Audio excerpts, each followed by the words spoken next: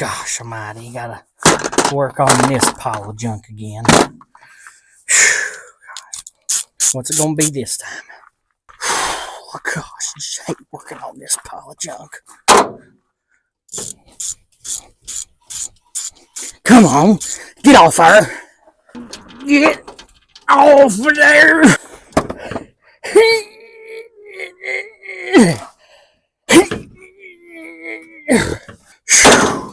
Worthless piece of junk.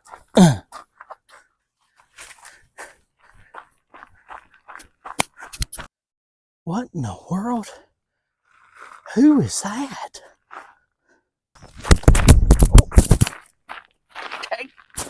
Dadgummit. Drop my mic. Put that back on there. I don't know, but I better brace myself. He's coming up here pretty quick.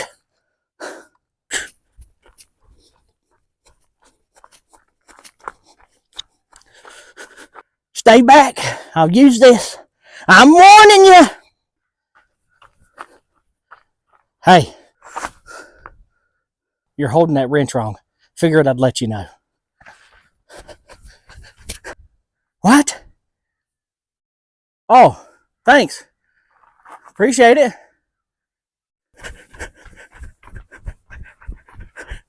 Some people are just so nice.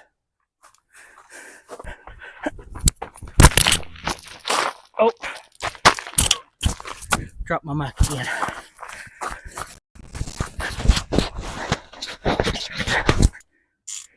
Oh, it works.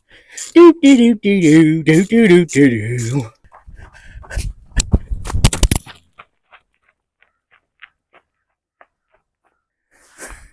Welcome to the channel.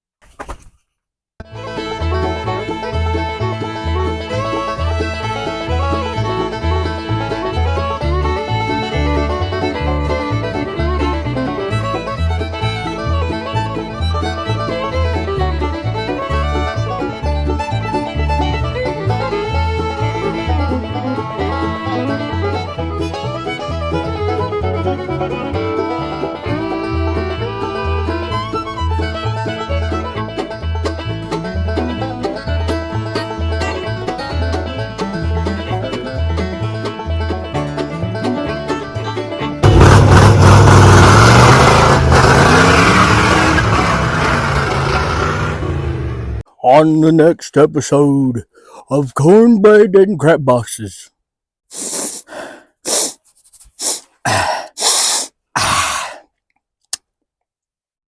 Yep.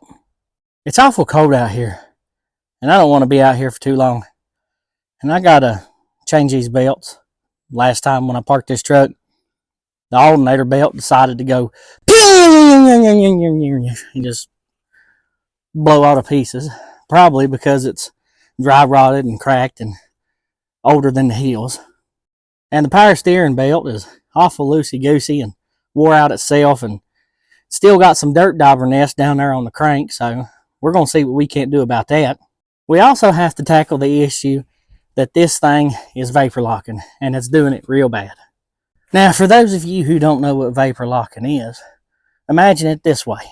You just drunk a whole gallon of sweet tea from McDonald's, and you feel the urge coming upon you that you have to go use the restroom. As the older generation would say, you have to piss like a Russian racehorse. No, I'm not talking about the horses getting ready to leave the barn.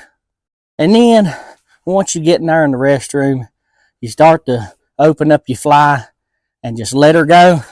There's something that's blocking that from coming out. And it just don't come out. And it just gets locked up inside there.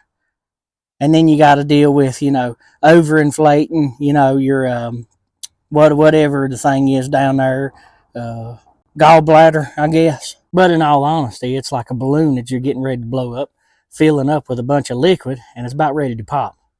Now this one, on the other case, it's not going to pop, but it won't allow that fuel to get through to the carburetor, so that way the motor will run. And with no fuel and all that boiling and pressure that it's putting behind it, well, it's causing old copper here to hurt a little bit. I'm going to show y'all a way I found from what I've learned on YouTube, that you can get these old trucks to quit vapor locking, basically, and it's essentially a cheap fix. Now, I don't know how permanent it's going to be. I guess it's going to be as permanent as the things that I have last, and as long as they last me a good while in the life of the truck, then I think everything's going to be all right. I'm just going to keep it short, sweet, simple, and to the point, and get these belts on so that way we can head out to the garage and see if we can't get this return line fixed. Let's get to it.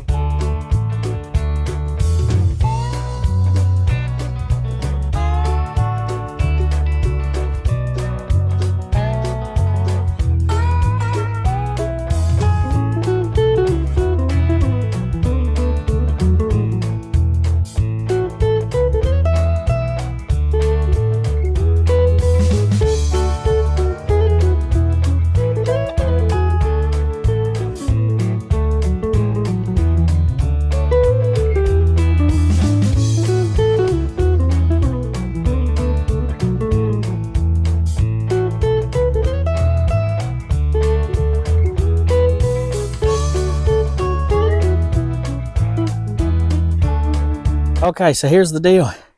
We're at a standstill for now. So this belt right here, they make two of them. I didn't know what amp alternator I have, but it's pretty clear to me that this is the wrong size, being the fact that I cannot push that alternator down anymore. Wires are scrunched up against the engine block, which I know is not supposed to be. And I was looking at my old belt, and I was matching it to this one, and then I remembered, there's a section missing out of that old belt that's probably either got mowed up or somewhere on the road or just somewhere. So this is not the right belt. I have to go and get the other one. So I'm going to have to make a run out. It's still really cold outside. The power steering belt seems to be the right one. I measured it up, but we're going to have to go take this belt back because this belt is not going to work. My nose is running more than a fat guy to the Golden Corral buffet after church on Sunday. So I believe what I'm going to do is I'm going to fire up the old minivan. I'm going to waste 30 minutes of my time driving all the way to where I need to go to the parts store, fiddling there for another 15, 20 minutes because us guys just have to. They're parts stores, okay? We got to fiddle and faddle and look at everything. Sometimes they can have some good deals in there. Drive 30 minutes back, try to put the new belt on, maybe run into some more problems. I've already run into the problem with the power steering bracket being froze up this morning, and the top bolt that it hinges onto looks like a toddler's grabbed a hold of it and just chewed on the ends of it. So yeah, let's just go get the right parts, get this thing done, and see if we can have enough time today to where we can try to go drop that gas tank and try to fit that return line. The biggest thing is having a lift, being able to lift this truck up, and it being a whole lot easier with doing all this work. It stinks having to do it on the ground. For you guys that know, especially if you're having to do something like this outside, which I have Nanny's shop down there, but her 49's in there and she's getting the interior done. And I just ain't got a good place to work on all this stuff in the wintertime. And I'm trying to be in the works of all that, but plans go this way, plans go that way. You can't plan out your day. Why fight it? Why worry? Just go along with what you got. So that's what I'm doing.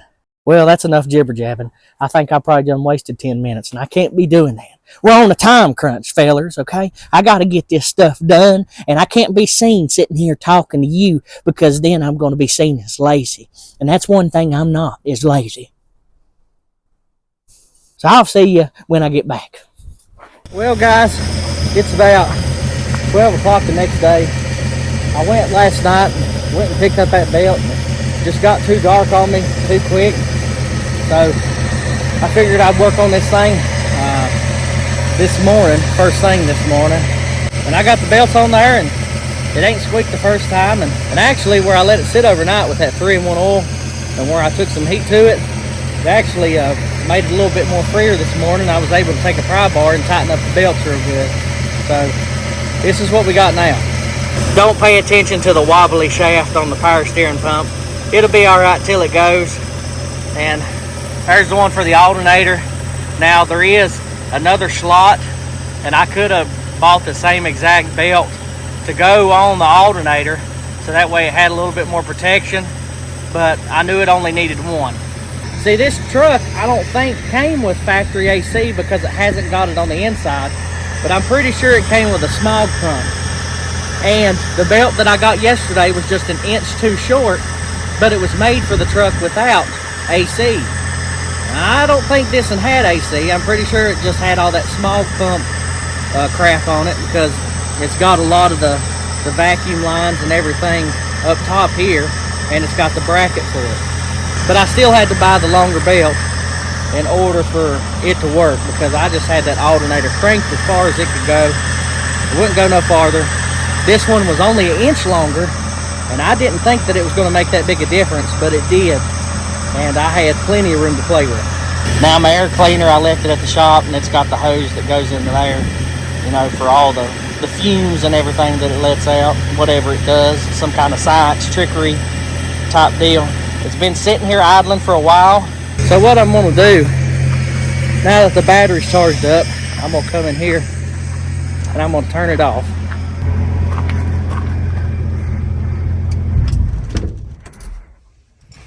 And I'm gonna let this thing cool off for a little bit, so that way we don't have any problem with vapor locking going down the road.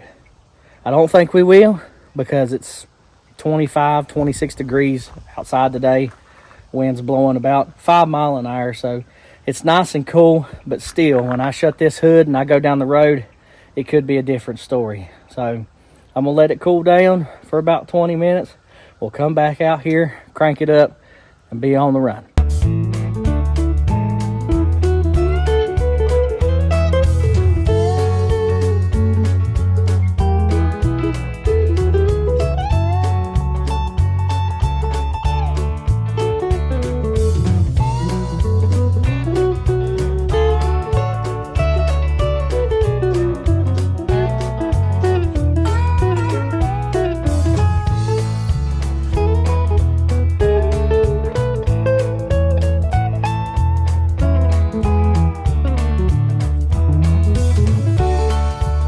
So we made it here to the shop. Was thinking of a game plan, and we tried sticking the hose down inside the tank from right here, but I guess the bend of the filler neck, it just didn't work. We're going to try to take that filler neck off and stick the hose down in from the top of the tank, and if we can get it in there, we'll take out as much gas as we can possible and drop this tank, because that's what's going to be the biggest part about this whole job, is dropping the tank, drilling the hole for the return line bung that I have, running the return line.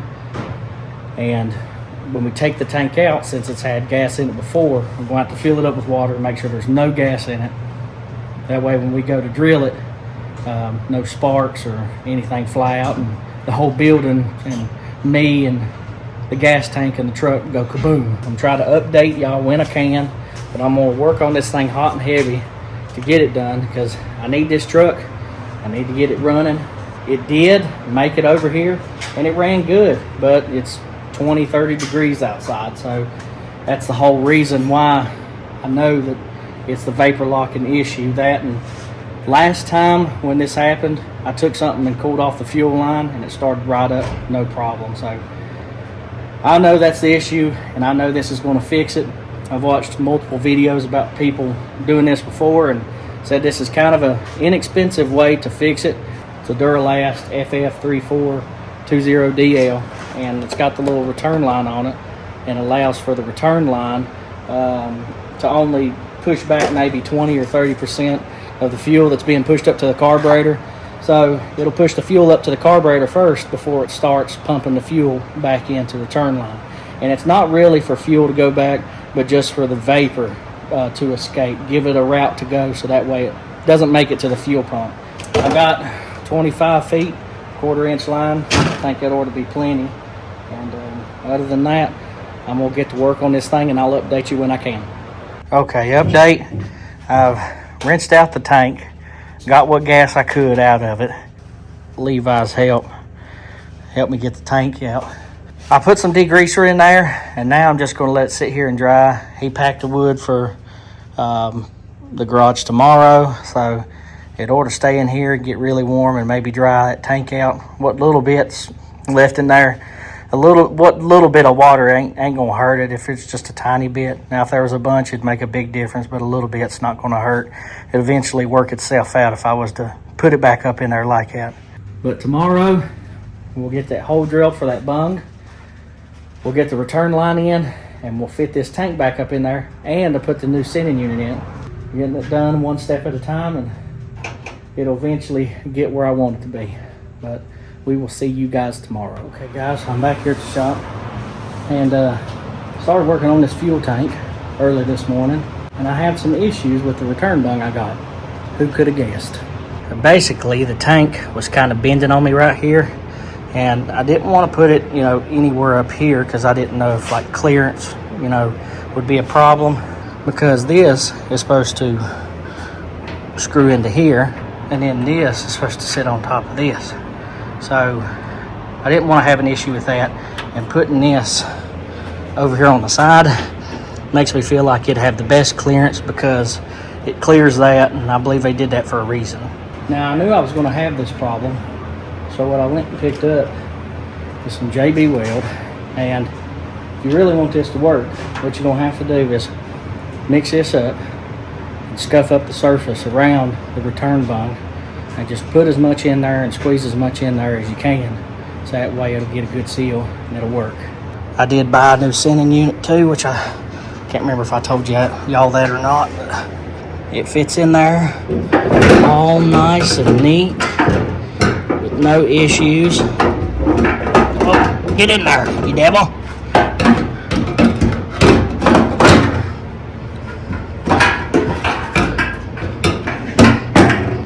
There we go. Got it in there, but fits good, fits nice. It's the right one. Here's what the old one looked like, and when I first replaced the tank, you've seen me put this back in there if you watched that video. If not, go back and check out that video where I put the tank in here. But this thing's pretty rusty and pretty grimy, and I honestly was getting some trash down on the inside of this tank. You can't really see it, but kind of tell the bottom of the tank was getting a little nasty with what rust was left behind. New sending unit did come with 2 rings, 2 gaskets. I don't know if there's different ring, different gasket for whichever one. I'm just gonna match mine up to the old one. We'll put that on, and we'll come back here and get my seal for my vent. And once I get this tank back up in the truck, that JB Weld drive, then it should be, pretty much smooth sailing. I'll still have to run the return line, so while I'm waiting on the JB Weld to dry, I'll run the return line right in between there, and then run the return line with the fuel line that goes back on the frame rail. And then we'll just take parts like this and just throw them in the scrap pile. I'll get back to you when I have another update. Well, guys, I think it's day 3. Day 4, I think. I don't know, I can't remember, but we're still here at the shop. I got the tank in last night, got the return line run, hooked up everything, went to go fire it, And when I fired it, it seemed like it would run good for about 10 seconds and fall flat on its face. So I was sitting there thinking in my head, and I kind of knew instantly that that return line that I had run, that it's letting too much fuel back into the tank, and that it's not letting enough run to the carburetor. Now, the good news is the compression fitting, ended up not compressioning. It didn't end up fitting well is what I'm getting at, you know what I'm saying? So I used some JB Weld. It still had the seal that was on it and what little bit of hold that it did. And I put some JB Weld on the outside of it. So really, if I need to take it off, it would just be that little fit and that little elbow that I bought. That would be the only thing that needs to come off. And so far, seems to be holding up. It's letting fuel back, and it don't seem to be leaking, and I'm not smelling it, which is a good sign. But that doesn't fix the issue of there's too much fuel going back. So I was sitting there thinking in my head, well, it could be the fuel filter, because they make a fuel filter that has an orifice in it, so that way it kind of slows down the feed, I guess, that runs back to the tank. And I've been looking everywhere, and I don't know the number for that filter, part number, whatever. So the filter that I got was I think a double F 3420 from AutoZone. And I went and picked up today a double F 3421, and instead of the return line coming out the same side as the fuel line, it's actually on the side. And I put the side on the top so that way it would just vent the air through that line, but it still did the same thing. Now, I kind of had high hopes for this filter because when I took the old one off, I actually blew through it, and the only side that it was blowing air through was through the return line. So I thought I just got a faulty filter. But it turns out that wasn't the case. So the only other thing that I could think that I could do is restrict that line, that return line that's running down through there. And I was thinking in my head of different ways I could have done it. I could have went and got a fuel regulator, and it cost me $50. I could have got, the old school dial on Amazon, but then I had to wait for it to get here. But I actually thought of something else, and I think it worked pretty well, and I'm going to show it to you. So I was using these vice grips, and I was kind of testing by turning out the little end down there that adjusts it on the line to see about how much I needed to compress this line. And then I thought, what's the best thing that I could use for fuel line, return hose line, that could really compress it and it not cost me that much? Well, there it is.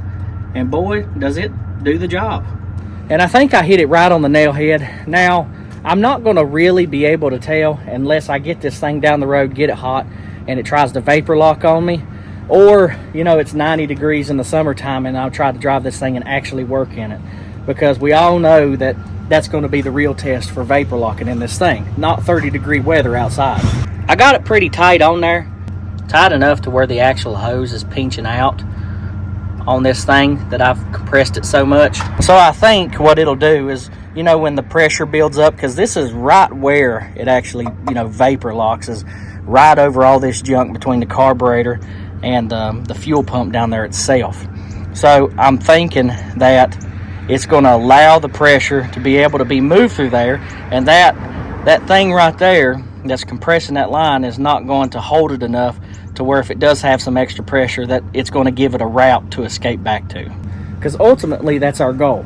I never wanted to fit a return line on this truck if I didn't need to, because that means drilling a hole in the gas tank, taking a chance on it leaking, and I just had bought that tank, and having to fit all this line and buy fuel filter and just some extra added stuff that I felt like I didn't need. But you know what? I'll put it on there if it makes the truck run better and gets better fuel mileage. And I believe that's what'll happen with this. Now, another real test that I haven't done is I actually let it sit here and run for about 10-15 minutes and actually charge up the battery. But when I get out here on the road and I actually give it some gas and actually, drain the bowl of the carburetor a little bit, is it going to fill it up fast enough so that way it doesn't stall with me out on the road? Well, that's what we're getting ready to find out.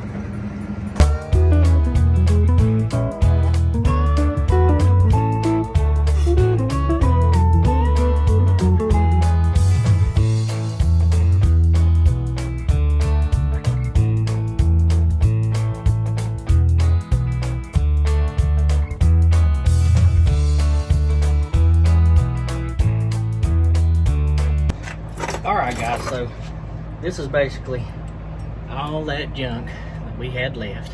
What we do with that is we just get rid of it. These are the 4 on the inside of there that wasn't crimped good, I guess because they was cheap wires, so we just get rid of them too. The spark plugs didn't look that bad. It's actually all burning evenly.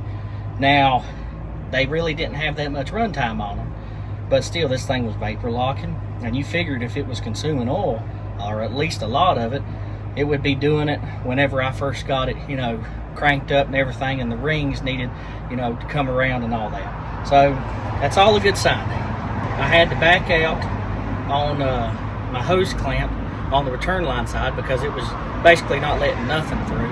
So I haven't tested it out on the road yet. So I think that's what we're going to do. I got the new wires, I got the new spark plugs, got all that fixed. I think we're going to make our first run to the gas station and see if we can't get some gas in this thing, fill it up, see if it's leaking. Now here's the spark plugs. This is starting at the front of the motor near the grill, and this is at the back near the firewall. And, you know, all of them look pretty decent. You can tell which one's burning better than the others. This one probably being the worst. But still, all in all, I think that's pretty good. All right, we're good and settled in. We don't have to worry about anybody coming.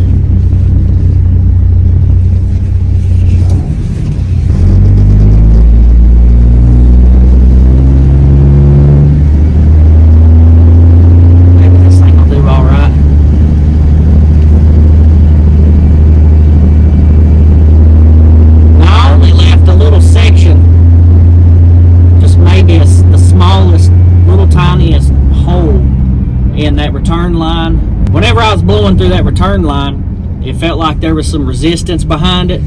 So I'm hoping that it's shut off enough to where that the fuel will go to the carburetor first, other than it just pushing back in the return line. Now the test that I'm doing right now is just to see if the thing will run and drive down the road without it shutting off because of the return line, you know. If there's too much fuel going back to the tank instead of going to the carburetor, it'll empty out the bowl. And once it empties out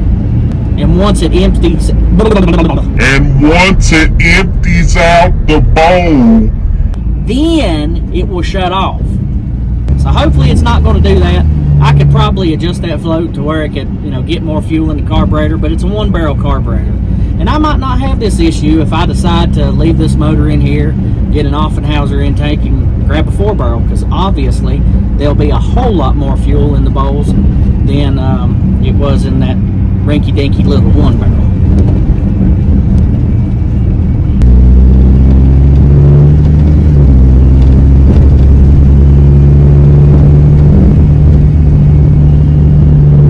My mount that I got ain't the best thing in the world. Seems to be doing pretty good so far. My sending unit's working. I ain't got much gas in here, so I need to get some.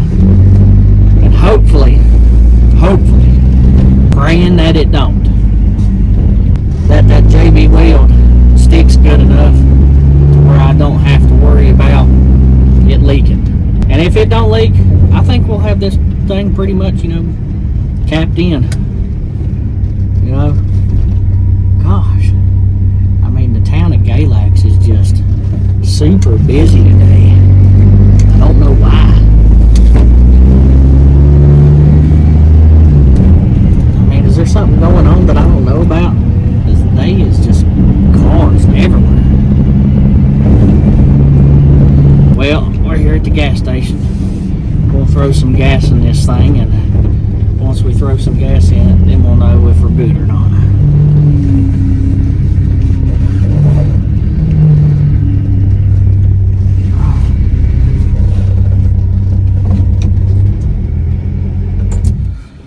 Alright, so she's filled up. Doesn't look like it's leaking. And it started right up, so we're gonna go on about it.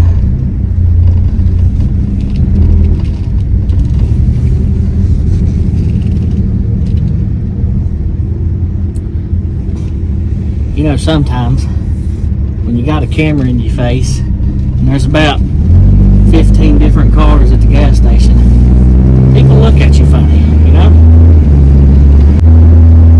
Well, I got that sending unit pegged out. It's plumb over past the full mark.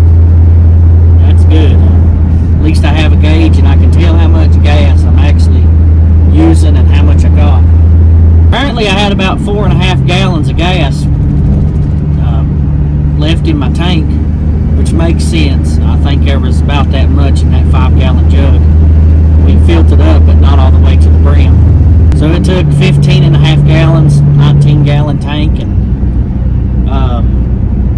it spewed out the side. So I know I got it plumb full to the brim. So I'm gonna take it back. I'm gonna check for leaks because I spewed a bunch of gas out there, so there ain't no use in checking for leaks there. And we'll see how everything's going with the JB Weld, seeing if it's leaking or not.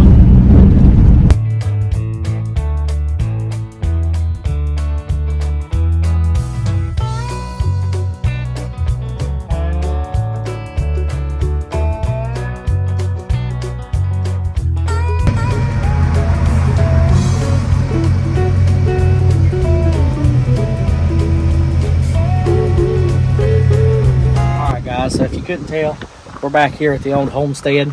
You know, really cold out today, probably about 20 degrees, and wind's blowing about 20 miles an hour, so got a good wind chill. So we're going to cold start this thing, see how it does. There's one more thing that I want to do to this thing. I want to pop the hood, and I want to paint that air cleaner and just go get some paint and make it look nice. All right, let's see how she does.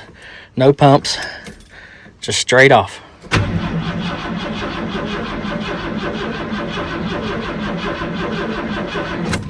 Okay.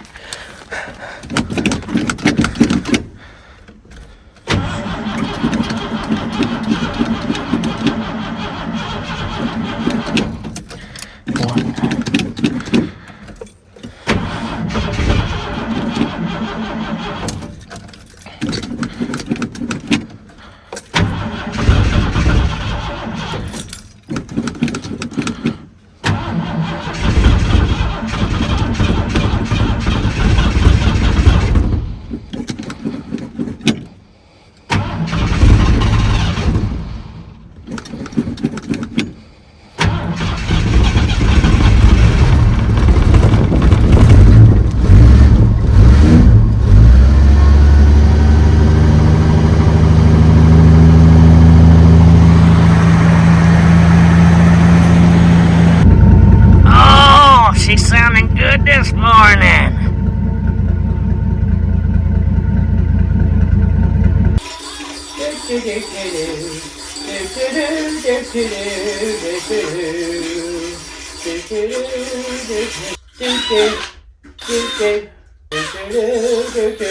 Oh, hey, I didn't see you there. Well, I got back from the store. Got me some white Rust-Oleum engine enamel. Up to 600F with ceramic coating. And I got the blue too. Cleaning up this air breather a little bit. Getting it all nice and cleaned up and shiny. And I'm going to put a coat of white on it. On this top part only. I might let it get a little warm before I start painting on it after I clean it up. It's a good way to do it, you know. Just shove it right on there. Let it get warm a little while and then pull it right back off. And then just go shh, shh, shh. Make sure you get all them runs and orange peel on there too. But this ain't that hard, just cleaning something up. Really, it's not, you know, to take all the rust off of this here air breather. It's really just to scuff it up so that way we can make it look pretty good, not professional, but done in an okay fashion, just all right. If you catch my drift. So that's what we're gonna do.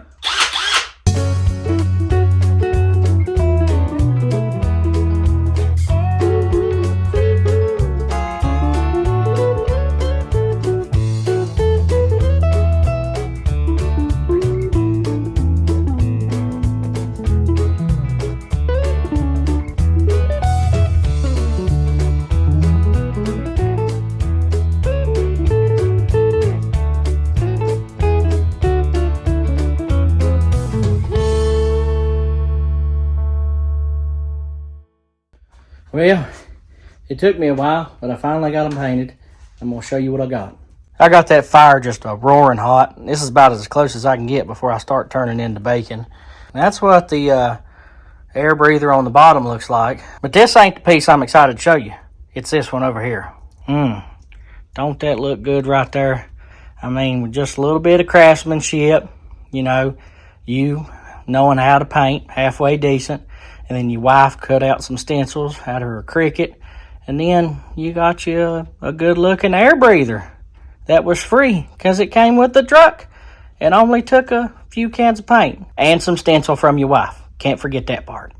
She was the one that put the stencil on there, and she did a good job. And as far as me painting it, I did okay. I think I let the paint dry a little bit too much, so there was a few spots on the white that you can see, but from 5 foot, and that's saying a lot, from 5 foot, she looks darn good. Usually 10 foot's the distance, but this one looks good from 5 foot, and that's all we're looking for, because I mean, you ain't gonna be right on top of it, on top of the carburetor looking at the engine. You're going to be in front of the grill where you can't see it that well, so nobody's going to see the mistakes. Just do it, okay? Just do it. Paint your air breather. Quit going buying them chrome ones over at AutoZone that cost like $30, $40. Just paint your other one and make it look good, okay? This is your sign to do it. But I think that's going to call it for tonight. I'm going to put this on tonight. It's been baking for a while. I might let it bake a little bit longer. I don't know, but whenever I get it put on the truck, you know, the engine's going to heat up and it's going to bake it on there too. So yeah, I think I'll see you guys tomorrow. Well guys, I'm glad to say we got, you know, copper pretty tuned in. Oh, I wasn't supposed to show you that.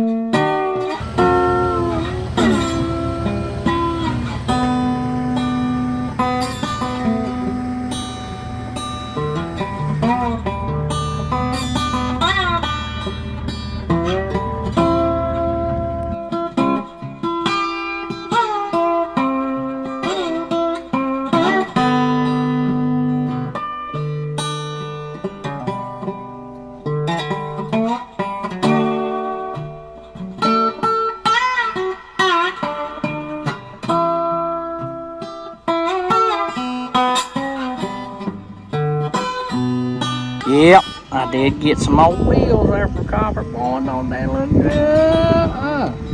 Now what you're thinking, boy, you paid a pretty penny for them. Well, you would be fooled, because I only paid $300. They wasn't perfect, and I had to do a lot of buffing, okay? But they look good, if I do have to say so myself. And I think it was a pretty good surprise for all the way at the end of the video. What do you think? And I think that cleaner looks pretty. I know it's probably the cleanest thing that's underneath this hood, but you can't tell me that right there does not make a difference. I mean, that looks good. Well, if you stuck around this far, I think that's pretty much going to do it for this video. We got the old vapor locking thing pretty much figured out on old Copper. Now, like I said, the true test is going to be 90-degree weather, but honestly, it's running good. It's 50 degrees today, and I ain't had a problem with the vapor locking just yet. And I mean, just look at it from where it was to where it is now. I mean, I'm hauling stuff on the back of it. $950 truck, and you can do the same thing. All you got to do is just have a little bit of gumption to go out here, buy you a vehicle that's been sitting, that you know's decent, okay? Don't go out here and buy a rust bucket or a jalopy, but one that you know's decent, that you know that you can get running again, get working again, and put it back out on the road and save it from the crusher. That's going to be the end of this video. Make sure y'all like, tune in, subscribe, do whatever you can, so that way you can get some more of this cornbread content, and so that way everybody else can see it. I know it's a little bit good, all right? And we'll see y'all fellers later.